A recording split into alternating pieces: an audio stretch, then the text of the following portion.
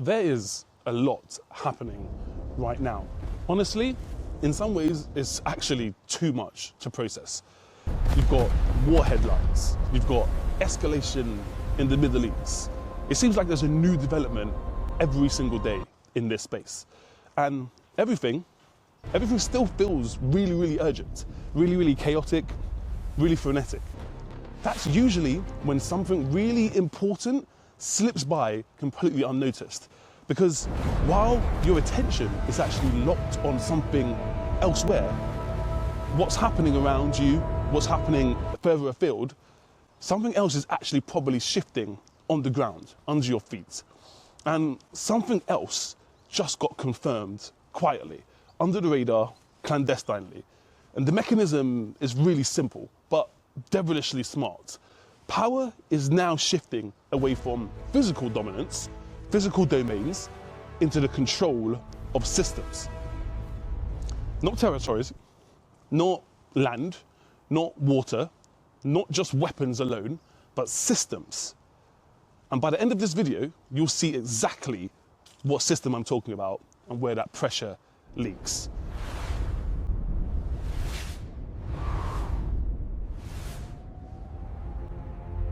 So there's a pattern that many people actually end up missing in these markets. And here's the pattern. Whenever the news cycle becomes truly overwhelming, becomes too much to handle, there's usually a second layer.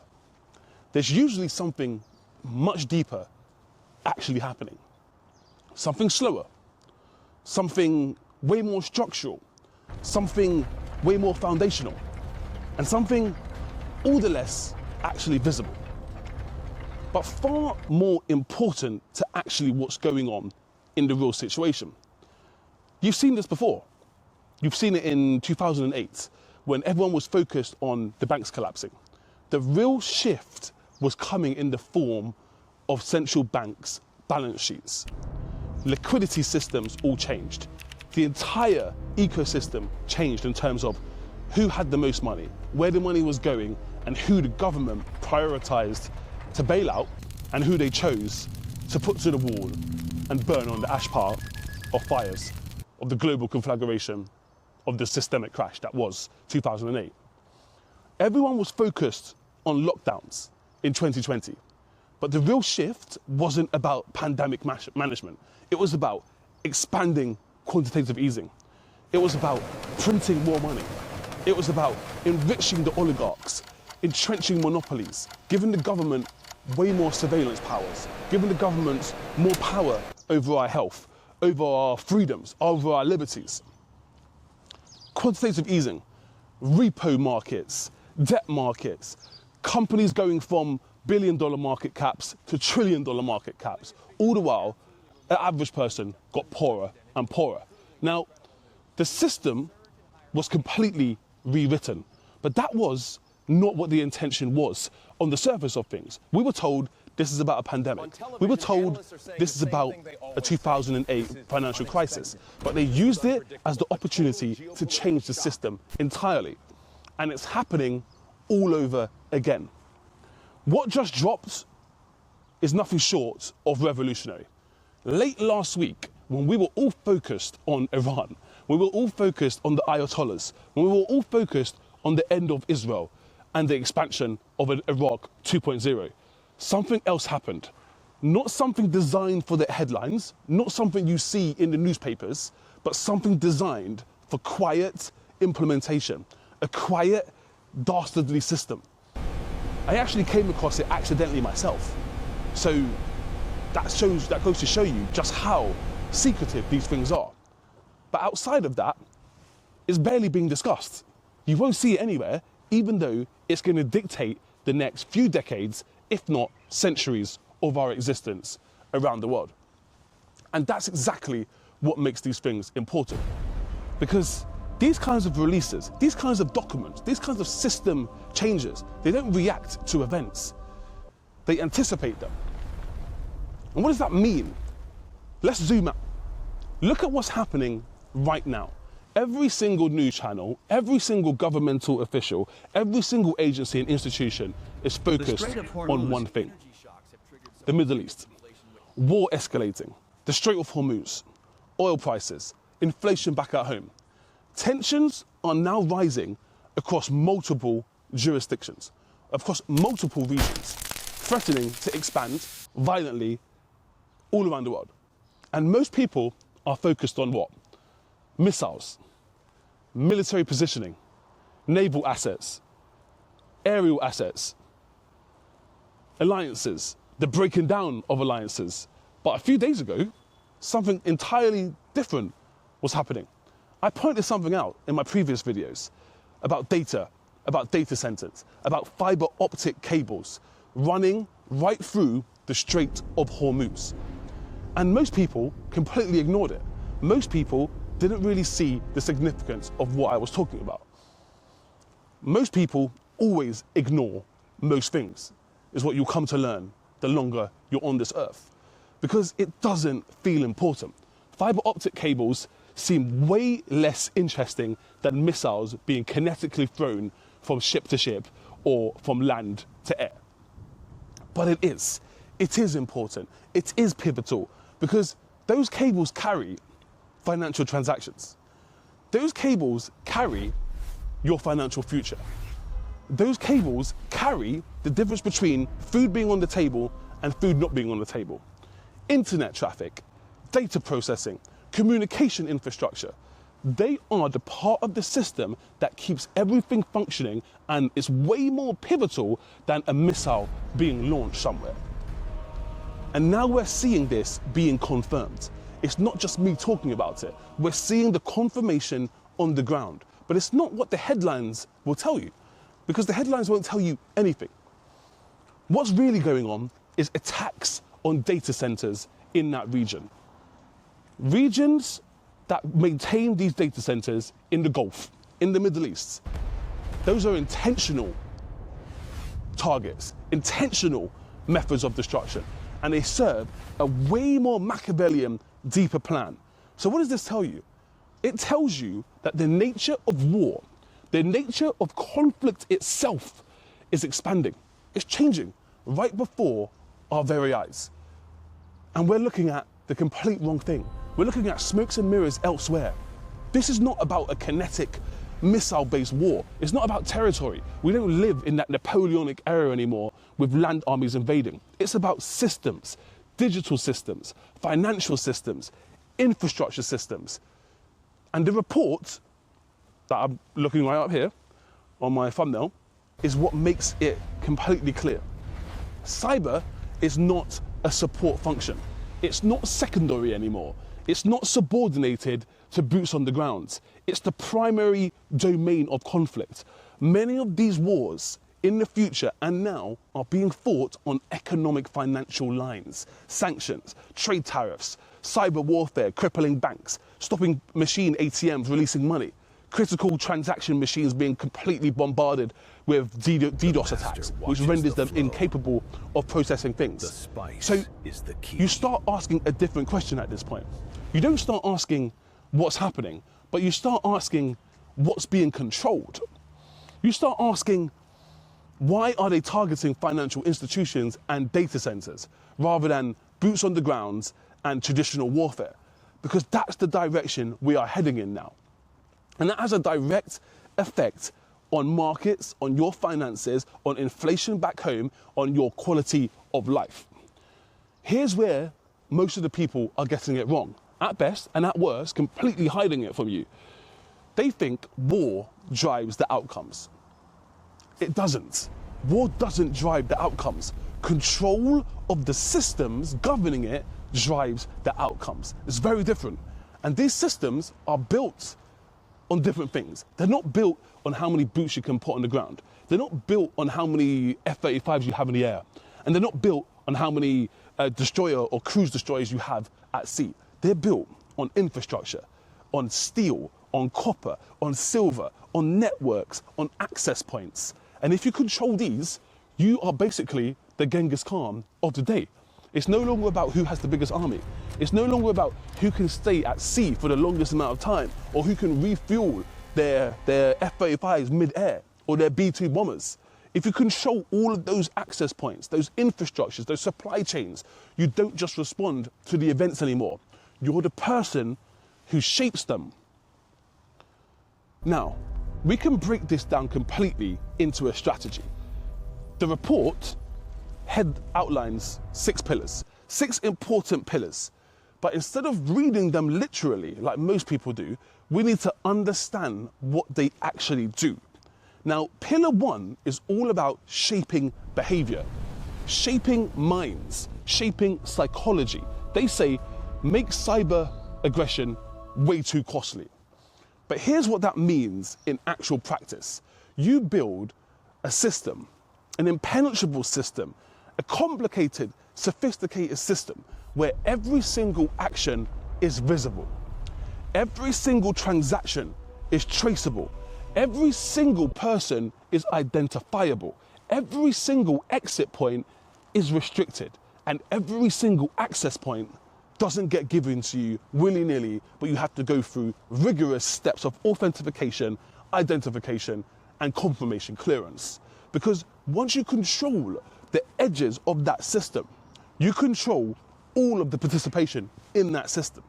And that's the eventual goal. Global government, not being global in the terms of all countries joining together, but the globalized aggregation of your data, of your information. That's really the end intention. If you control that participation, you control the behavior.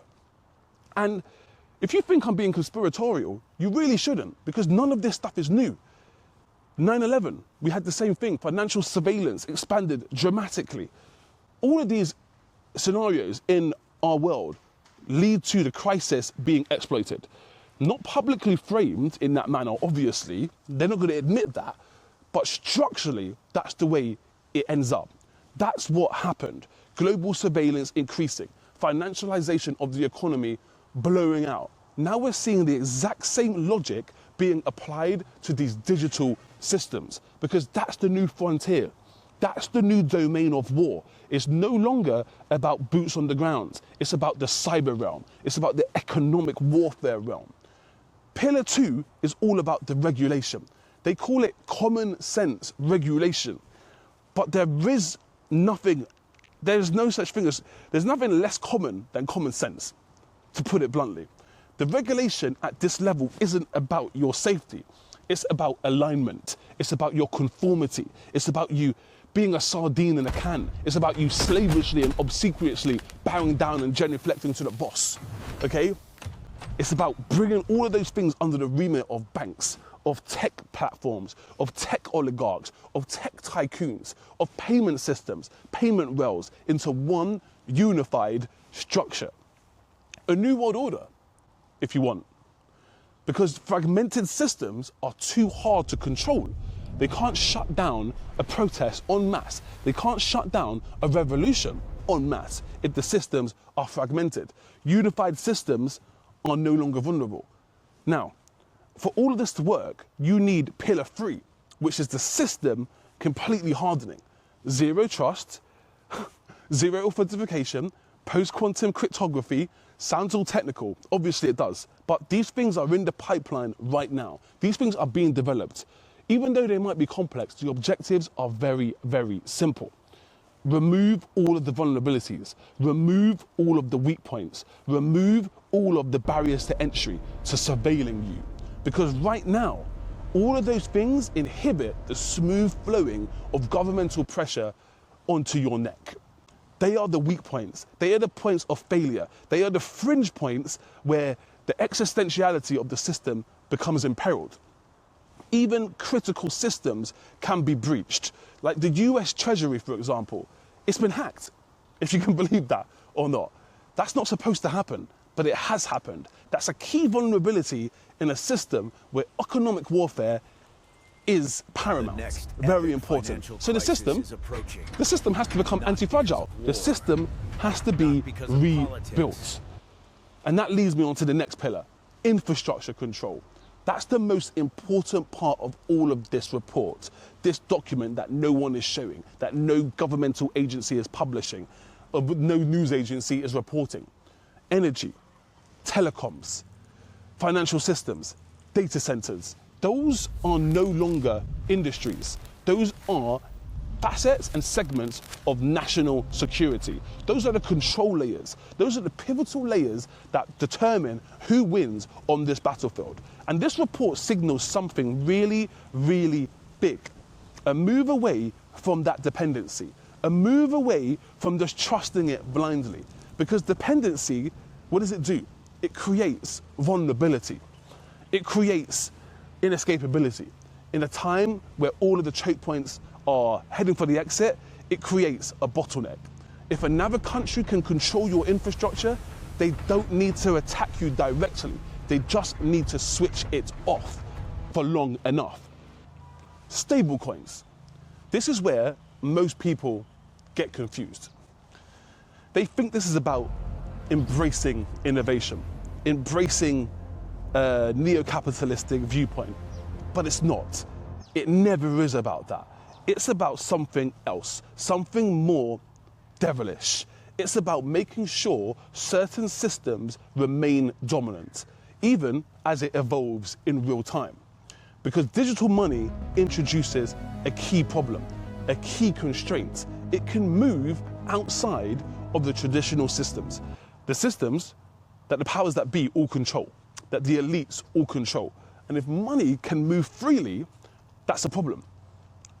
The control weakens. The ability to control the system, the fate of the system, how it moves, who it works for, who it benefits, who it restricts, all completely changes. So the response becomes completely predictable. You control the infrastructure and you control who can access the infrastructure. That's the real pivotal change in all of this. Now, we can't be talking about any of this without talking about the intellectual property in the form of the human capital, creating a workforce that can operate this new system across all of these different interested stakeholders, government, military, private sector, a fully integrated superstructure. Let's bring this back to markets. Let's bring this back to portfolios. Let's bring this back to where the rubber meets the road, which is money. Because in a capitalistic system, it always comes back to that. Let's connect this to markets, because this is where the misunderstanding gets most apparent and becomes biggest. It becomes blindingly obvious. People think in a quite a disconnected way. They think war equals volatility, which equals the price moves. But that's not actually the mechanism, if you think about it. The mechanism is something more subtle. Liquidity is the mechanism. Liquidity, the flow of capital, where it's going, who's getting it, who's not getting it, which assets are being driven, is the true mechanism. Liquidity. And liquidity flows through these systems, which makes it even more important. So if the systems are being secured, if they're being compartmentalized, if they're being controlled, if they're being constrained, if they're being restricted, if they're being liberalized, if they're being decentralized, or if they're being centralized, that controls and that determines whether liquidity is being shaped and molded. That determines who's getting the liquidity and who's not getting the liquidity. And if the liquidity is shaped, if the liquidity is molded, price obviously doesn't move freely anymore. Price doesn't move in a free market sense anymore. Price doesn't move in an efficient market hypothesis kind of way anymore. And this is why markets feel so wrong. They feel so inorganic. They feel so lacking price discovery, because things feel off for a reason in markets. Gold doesn't explode when you expect it to. Silver doesn't explode when you expect it to. Risk doesn't behave in the same way that it used to behave once upon a time, because the systems underneath it are completely changing. It's different, it's evolved, it's morphed, it's metastasized, it's more controlled, it's more constrained, it's less free. Free market capitalism, free market economics is no longer applying to it. It's more managed, it's more window guided, it's more window dressed, it's more guided by institutions and vested interest. And it's way, way more structured, which means price action cannot materialize in the way it ought to. Now, all of these things, this report, the timing, the pillars, all of it's brought together by chronology, by timing. Here's something worth thinking about. US Cyber Command, if you've never heard of it, look it up. US Cyber Command was created in 2009. What happened around 2009? Okay, that was months after Bitcoin was launched. Think about it. Right at that moment, what happened? Digital value transfer became possible. It became encouraged, it became relatively cheap, it became accessible to everyone. The system adjusted almost immediately, almost as though it was designed to adjust immediately. Because it was. The systems always adjust, especially to what imperils it and what endangers it. And let's not talk about the conspiracy theory of Bitcoin being a governmental intelligence program itself, because that's another thought pathway. So this isn't about the current conflict at all. It's about a transition from physical dominance, from territorial dominance, from land-based dominance to system dominance, to abstracted dominance, physical dominance to system dominance, from the real world to the abstract world, from visible conflict to hidden, invisible conflict. This is the real shift. And this is why these reports are so vital, because they determine where the liquidity goes, they determine where the investment flows go, they determine which companies make the money, they determine where the data is driven, and ultimately they determine where everything begins to align. Why markets stall, why markets don't respond in the way that they normally respond, why gold doesn't respond in a violent, vertiginous upswing where you'd expect it to. Why moves feel suppressed, why the volatility surface seems completely suppressed, why the pressure builds, why it doesn't release. This is where you determine the outcome of all of these variables. And precisely because it's all being managed, it's all being window dressed, and these new systems are the new battlefield for your money and for your future. And once you understand that, once you see it, you can no longer unsee it. Once you understand it, you can no longer face that dark night with ignorance and start to not think about where the pressure is going to leak. Now, this channel exists for this express purpose. This channel exists because if you're watching the headlines, you're already behind. You've already missed it. You've already been misinformed. You've already been misdiagnosed. You've already been sold the dream and you're drinking the Kool-Aid. If you're watching the system, you are early. If you're watching the headlines, you're late. You need to be skating to where the puck is going to be. Not trading the market you want, but trading the market in front of you. Because this channel breaks down the systems behind the story. And if you find value in it, share, like, and subscribe. Ciao for now.